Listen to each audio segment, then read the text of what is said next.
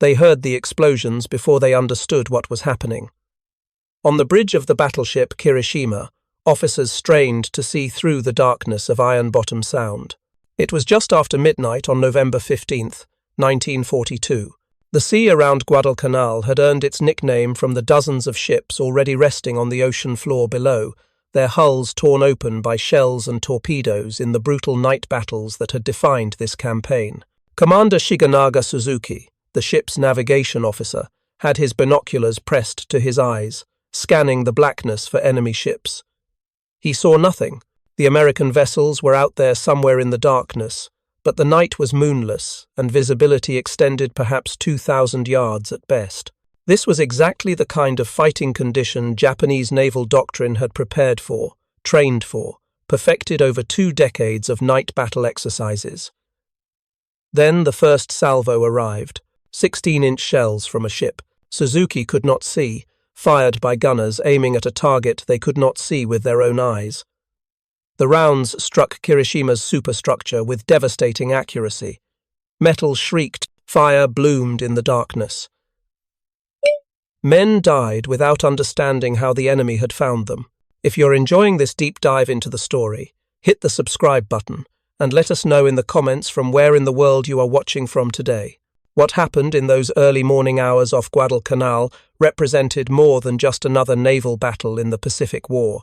It marked the end of an era in naval warfare, the moment when 3 decades of Japanese tactical supremacy in night combat was rendered obsolete by a technology most Japanese officers barely understood existed. The battleship Kirishima and her sister ship Hiei, both veterans of the Pearl Harbor attack fleet, would become the first battleships in history to be destroyed primarily through the use of radar-directed gunfire.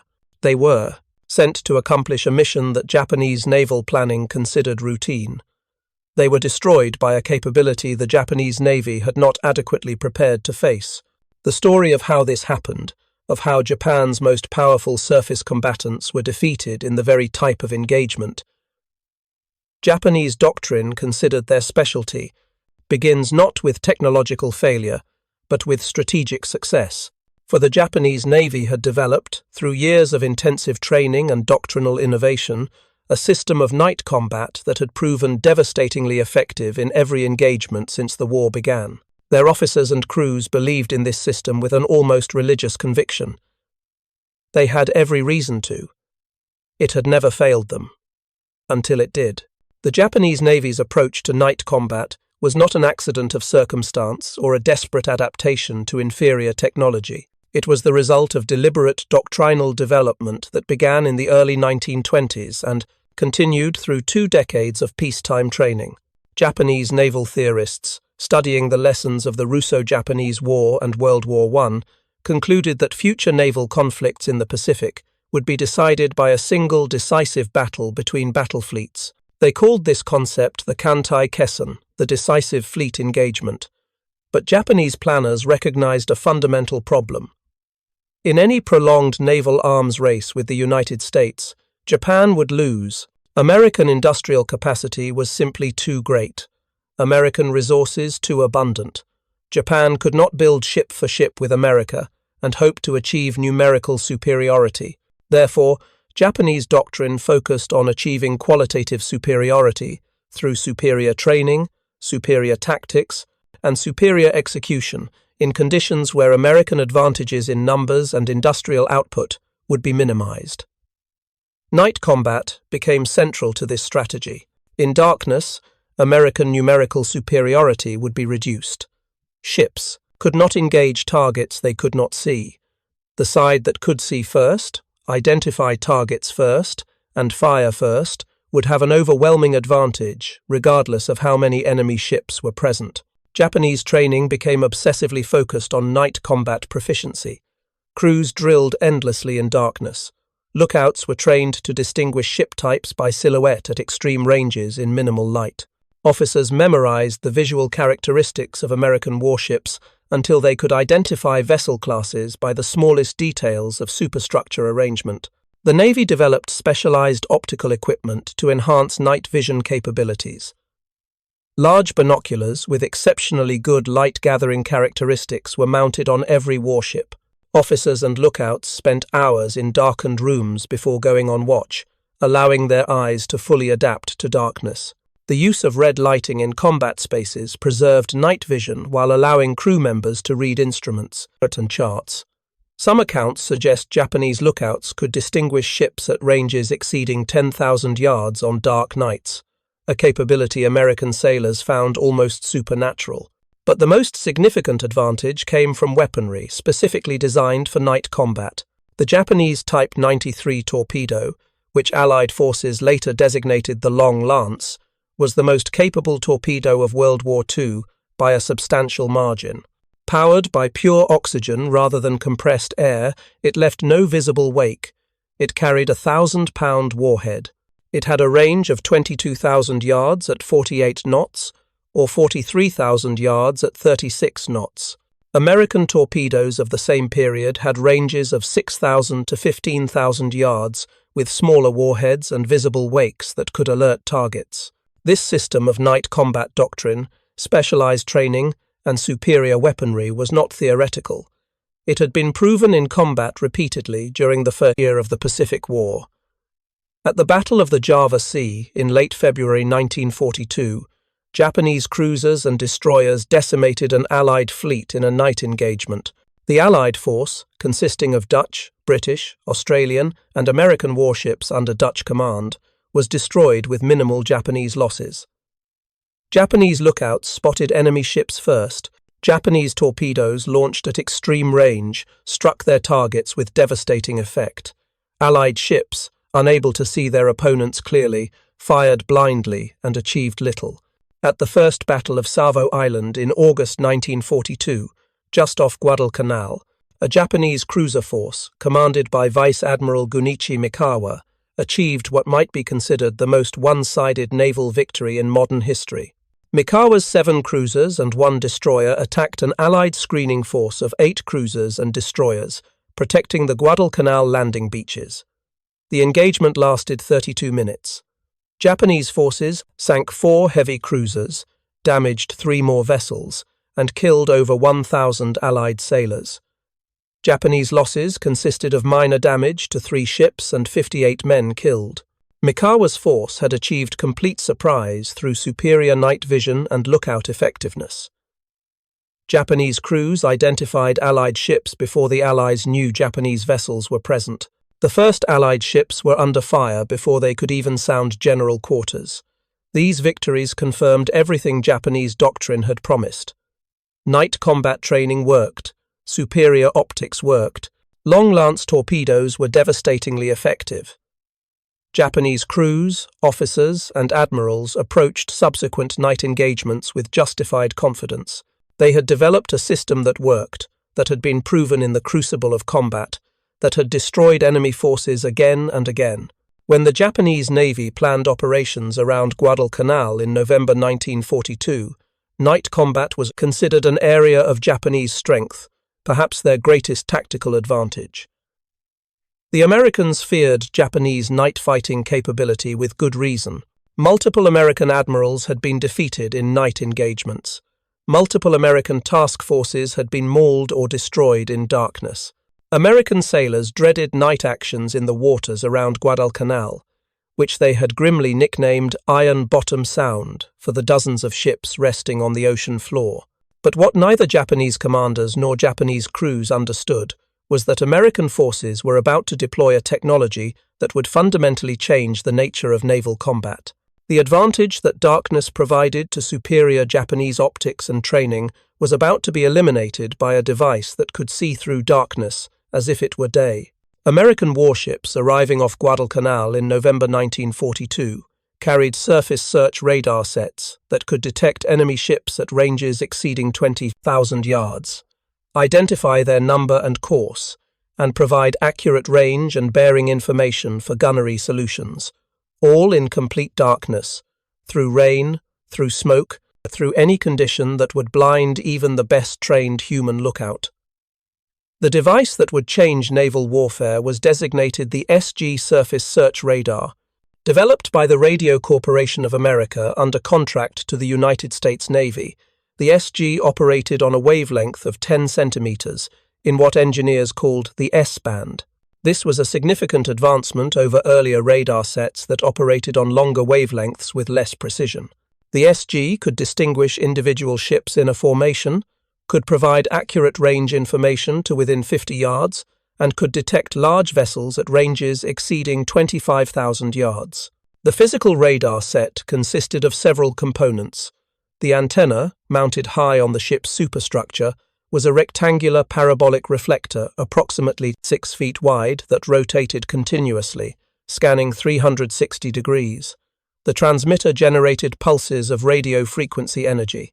The receiver detected the echoes that bounced back from solid objects.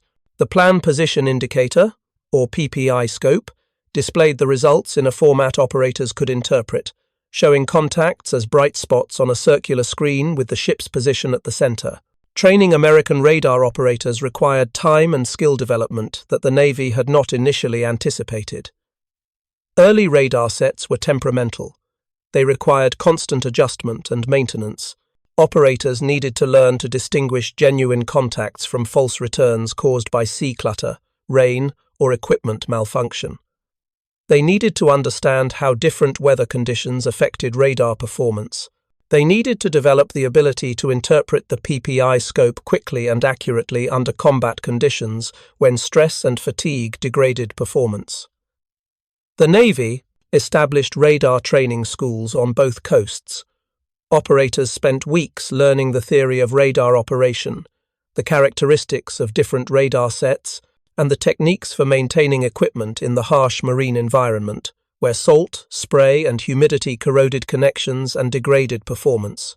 They practiced identifying contacts, estimating range and bearing, tracking multiple targets simultaneously. The best operators developed an almost intuitive feel for their equipment, learning to coax maximum performance from temperamental electronics, to recognize the subtle differences between a genuine contact and electronic noise. By November 1942, American warships arriving in the South Pacific carried not just radar equipment, but radar operators who had developed genuine proficiency with their systems. The battleship USS Washington, which would play the decisive role in the upcoming engagement, carried an SG radar set operated by trained technicians who had spent months learning their craft. The ship's fire control system had been modified to accept radar ranging data, allowing the main battery director to aim the 16-inch guns using information from the radar, rather than relying solely on optical rangefinders that required visual contact with the target. This integration of radar with fire control represented a fundamental shift in naval gunnery. Traditional naval gunfire required spotting the fall of shot, observing where shells landed relative to the target, and adjusting aim based on visual observation. This process required multiple salvos to achieve hits, giving the target time to maneuver and potentially escape. Radar-directed fire could place the first salvo on target because the radar provided accurate range information before firing commenced.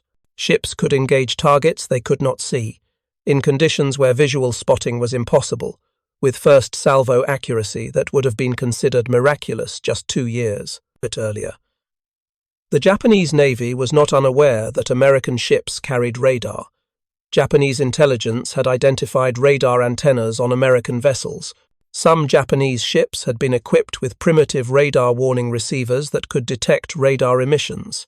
But Japanese naval doctrine had not fully incorporated an understanding of how dramatically radar would change night combat. Japanese training still emphasized visual detection and optical fire control. Japanese ships had begun to receive their own radar sets, but these were inferior to American equipment in range and precision. More critically, Japanese doctrine had not shifted to account for radar's capabilities. Japanese officers still planned night engagements, as if superior optics and trained lookouts provided the advantage they always had. The Japanese plan for mid-November 1942 was straightforward and consistent with established doctrine. Admiral Hiroaki Abe commanded a bombardment force built around the battleships Hiei and Kirishima, supported by the light cruiser Nagara and 11 destroyers. The force would enter Iron Bottom Sound under cover of darkness, shell Henderson Field on Guadalcanal to destroy American aircraft and render the airfield unusable. then withdraw before dawn when American air power could strike back. It was a mission Japanese forces had executed multiple times in the preceding months. Cruisers and destroyers had bombarded the airfield repeatedly. The addition of battleships simply meant more firepower and more destructive capability. Hiei and Kirishima were formidable vessels by any standard. Both had been laid down in the 1910s as battle cruisers, then reconstructed in the 1930s into fast battleships.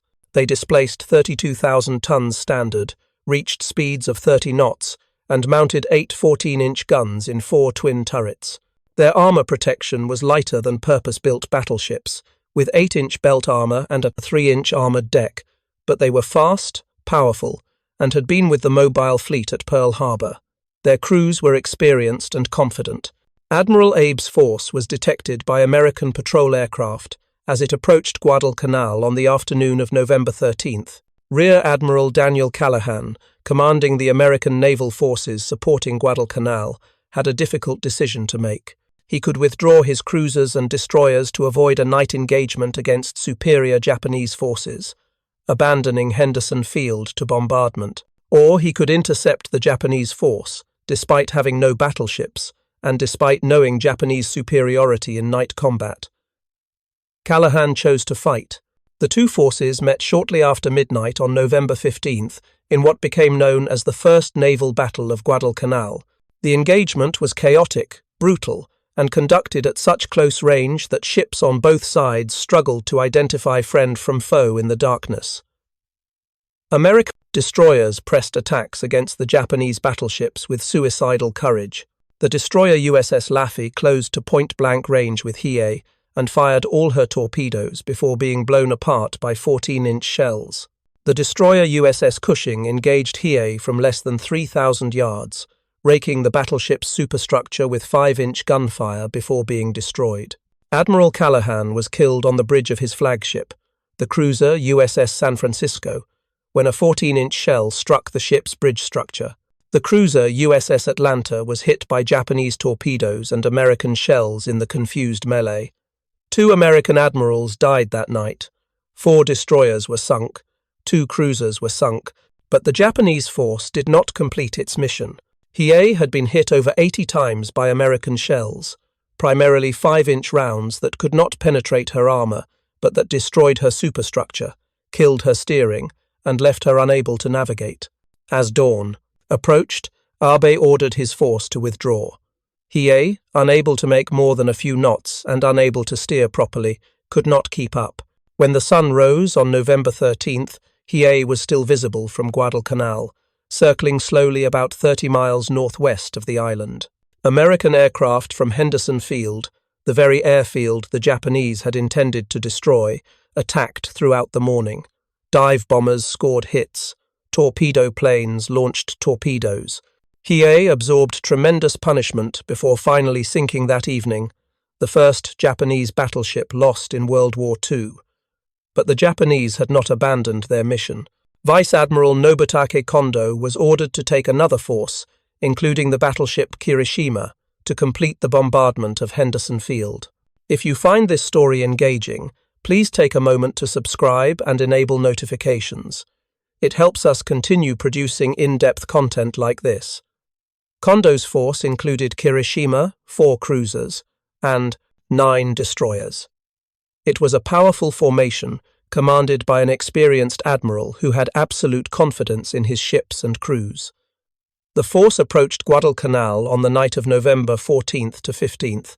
Kondo split his force into multiple groups for the approach, standard Japanese doctrine for night operations.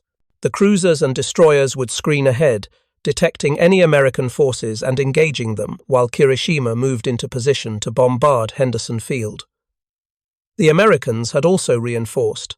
Rear Admiral Willis Lee commanded Task Force 64, built around the battleships USS Washington and USS South Dakota, with 4 destroyers as escorts. Lee had been informed of Kondo's approach through intelligence intercepts and patrol aircraft sightings. He positioned his force to intercept the Japanese before they could reach bombardment range of Henderson Field. Lee had certain advantages beyond the obvious firepower of his battleships. Washington, and South Dakota. Both carried SG surface search radar. Lee himself was a naval gunnery expert, one of the Navy's foremost authorities on fire control. He understood his radar's capabilities and limitations. He had trained his crews to integrate radar information with traditional fire control methods, and he had a clear tactical picture from his radar operators as the Japanese force approached. At approximately 11 o'clock in the evening on November 14th, Washington's SG radar detected Japanese ships at a range of 18,000 yards. The radar operators could see multiple contacts on their PPI scope, could count the number of ships, could track their movements. Lee had complete situational awareness, while the Japanese force, depending on visual detection, had no idea American battleships were present. The engagement began with Lee's destroyers making contact with Japanese screening forces. All 4 American destroyers were quickly disabled or sunk by Japanese cruisers and destroyers in a brief, savage exchange that demonstrated Japanese proficiency in close-range night combat. But while the destroyer action unfolded, Washington's radar tracked Kirishima. The battleship was approximately 8,000 yards away when Washington's fire control system achieved a solution. Commander Edwin Hooper, Washington's gunnery officer, had a perfect setup. His radar gave him precise range and bearing. His target was in the open, maneuvering but not taking evasive action because Kirishima's crew did not know they were being tracked. Washington's 9 16-inch guns in 3 triple turrets could engage with radar-directed fire. South Dakota, which had been drawing Japanese attention and taking hits from multiple Japanese ships, was out of the line of fire. Washington opened fire at 11:48. The first salvo of 16-inch armor-piercing shells, each weighing 2,700 pounds, struck Kirishima within seconds. Japanese officers and crew had perhaps 2 or 3 seconds of warning, the time it took for the shells to travel from Washington's guns to their target.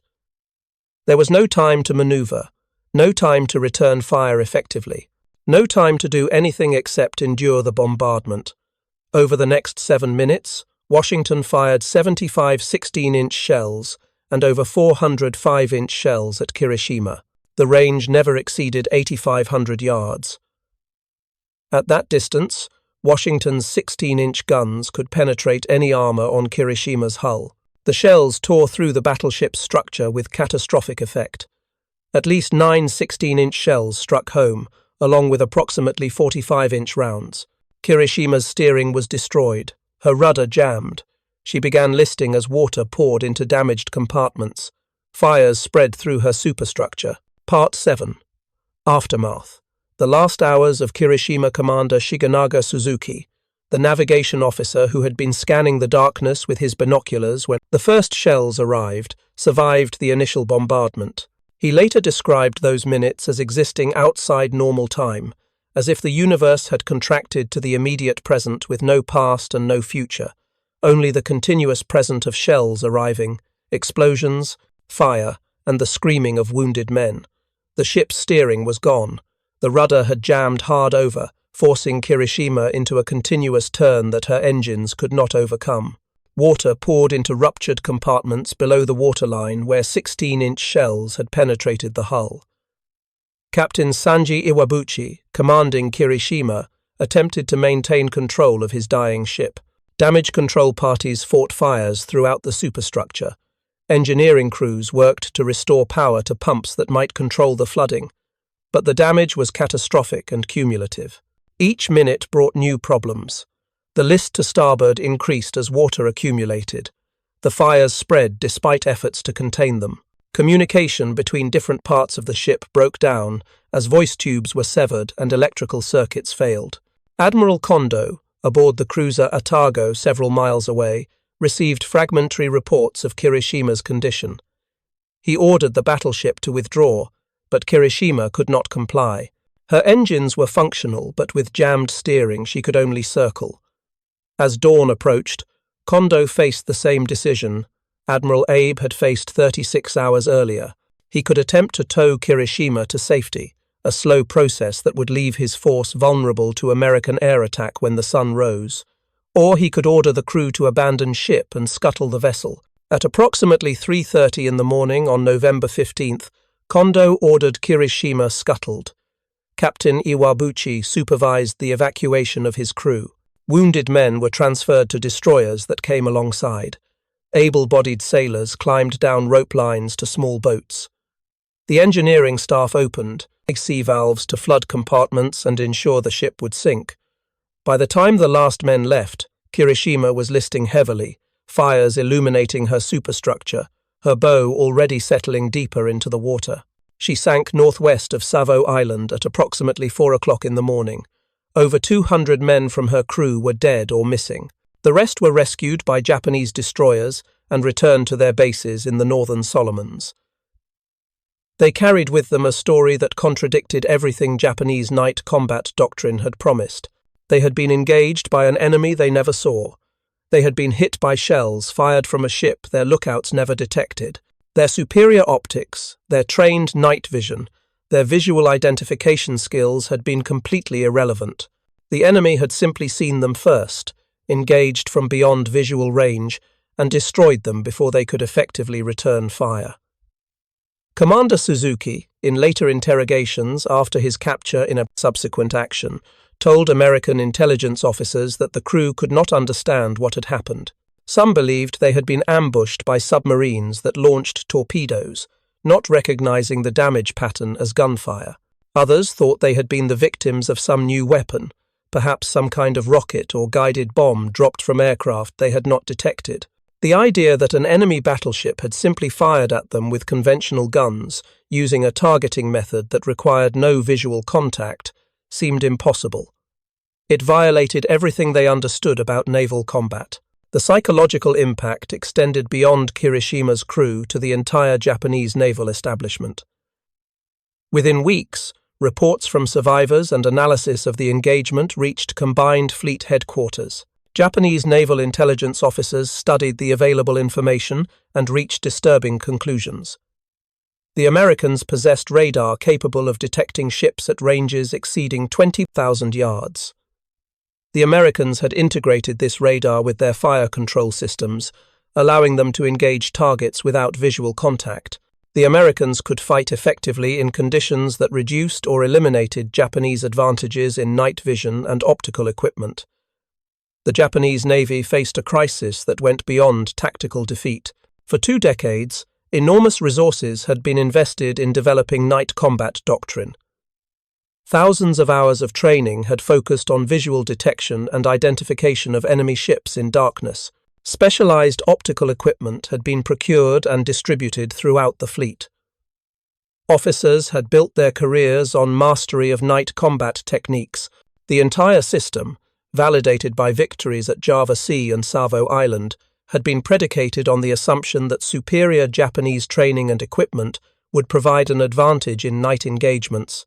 That assumption was now demonstrably false. American radar eliminated the advantage of darkness. It provided detection at ranges far exceeding visual capability.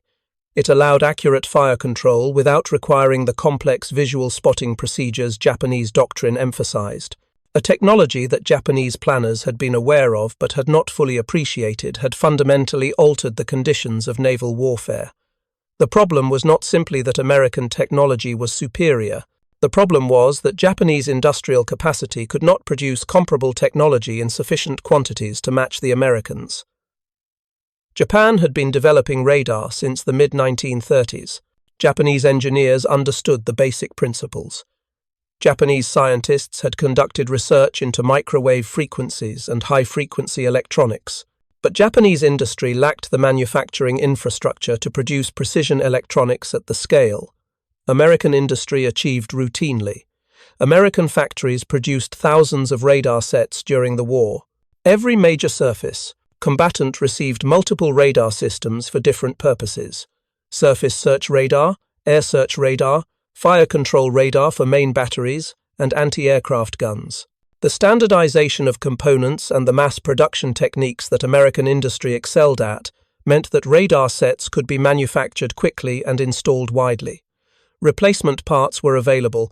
Trained technicians could maintain and repair equipment. The entire system benefited from the same industrial advantages that allowed America to produce ships, aircraft, and weapons in quantities Japan could not match. Japanese radar production remained limited throughout the war. Sets were available for major combatants, but not in the quantities or quality that would have provided parity with American capabilities. Japanese radar operated on longer wavelengths with less precision. Japanese fire control systems were not as thoroughly integrated with radar as American systems.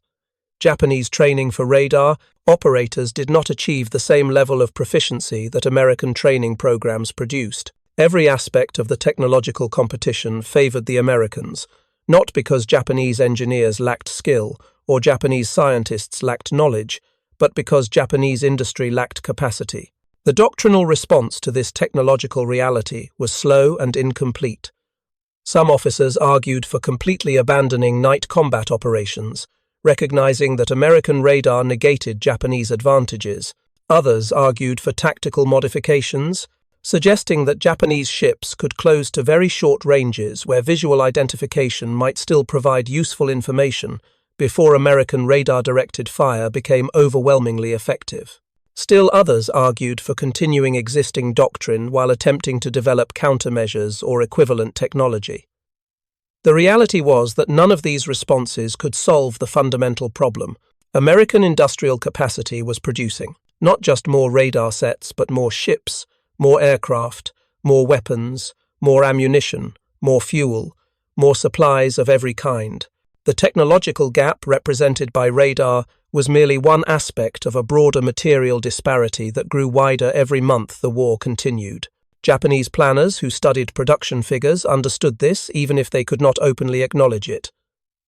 America was building Essex-class fleet carriers at a rate of approximately one per month. Japan could not replace the fleet carriers lost at Midway. America was producing destroyers in weeks. Japan required months. The numbers told a story that no amount of courage or tactical skill could overcome. For the crews of Japanese warships operating in the Solomons through late 1942 and into 1943, the loss of Hiei and Kirishima represented something more personal and immediate than strategic analysis. It represented the loss of confidence in their equipment and doctrine. Sailors who had trusted their training, who had believed their night combat skills provided superiority, now knew that American ships could see them when they could not see the Americans. That knowledge changed how men approached night operations. The aggressive confidence that had characterized Japanese actions at Savo Island was replaced by caution and uncertainty. The naval battle of Guadalcanal, particularly the engagement that destroyed Kirishima, marked a turning point in the Pacific Naval War. It was not the largest naval battle of the conflict. It was not the most strategically significant in terms of territory or resources, but it demonstrated conclusively that American technological advantages, particularly radar, had fundamentally changed the nature of naval combat. Japanese superiority in night fighting, developed over 2 decades and proven in early war engagements, had been rendered obsolete by a technology that Japanese industry could not match in quantity or quality. The campaign for Guadalcanal continued for several more months after the November battles. Japanese forces made repeated attempts to reinforce their garrison and dislodge the Americans from Henderson Field. Naval engagements continued, some resulting in Japanese tactical victories. But the strategic situation was never in doubt after November. American air power from Henderson Field dominated the waters around Guadalcanal during daylight hours. American radar gave their ships advantages in night combat. American industrial capacity ensured that losses could be replaced, while Japanese losses could not. In early February 1943, the Japanese Navy executed Operation K, the evacuation of remaining Japanese forces from Guadalcanal. Approximately 11,000 troops were withdrawn over the course of several nights, an operation that demonstrated Japanese skill at complex naval maneuvers. But it was an evacuation, an acknowledgement of defeat. The campaign that had begun in August 1942 with such optimism, with Japanese forces pushing the Marines back to a narrow perimeter and bombarding Henderson Field at will, ended with Japanese withdrawal and American control of the island. For the wider war, the lessons of Guadalcanal were studied and applied by both sides. American naval doctrine increasingly emphasized radar-directed fire control and night surface engagements. Radar operators received enhanced training. Fire control systems were refined. The integration of radar with naval gunnery became standard practice throughout the fleet. By 1944, American surface combatants could engage at night with confidence, seeking rather than avoiding Japanese forces in conditions that had once been considered Japanese advantages. Japanese naval doctrine struggled to adapt. The combined fleet recognized that night combat no longer provided the advantages it once had. But Japanese forces had few alternatives. Daylight surface engagements against American forces that possessed air superiority were suicidal. Submarine warfare had not been emphasized in pre-war planning, and Japanese submarines never achieved the effectiveness of German U-boats or American submarines. The decisive battle that Japanese doctrine had planned for, the Kantai Kessen that would destroy the American fleet in a single engagement, never occurred. Instead, the war became one of attrition, of convoy battles and amphibious assaults and carrier strikes, types of warfare that favored the side with greater industrial capacity. The men who had served aboard Hiei and Kirishima, those who survived and those who did not, became part of a larger story about technological change in warfare. They had trained for years to master skills that became irrelevant in a single night. They had trusted equipment and doctrine that could not protect them against enemies they could not see. Their experience was repeated throughout the Japanese military as the war progressed. Pilots who had trained for years in aerobatics and dogfighting faced American pilots with superior aircraft and greater numbers. Soldiers who had been told their fighting spirit would overcome material disadvantages discovered that artillery and air power killed regardless of morale or dedication. The battleship Kirishima rests on the ocean floor northwest of Savo Island at a depth of approximately 3,000 feet. Her wreck was located in 1992 by Dr. Robert Ballard, the oceanographer who discovered the Titanic. Photographs from the wreck site show damage consistent with multiple heavy-caliber shell hits. The ship lies upright, relatively intact except for the damage from the engagement and the scuttling charges that ensured she would sink. She is a war grave, the final resting place for the men who died aboard her that November night in 1942. Commander Shigenaga Suzuki survived the war. In post-war interviews, he spoke about the night Kirishima was destroyed with, the perspective that time and reflection provided. He acknowledged that Japanese doctrine had been based on assumptions that proved incorrect. He noted that technological advantages could not be overcome by training or courage alone. He expressed respect for the American radar operators and fire control specialists whose work that night had destroyed his ship, and he reflected on the broader lessons of the war, the dangers of underestimating an opponent's industrial capacity, the importance of adapting doctrine to changing technology, the human cost of strategic miscalculation.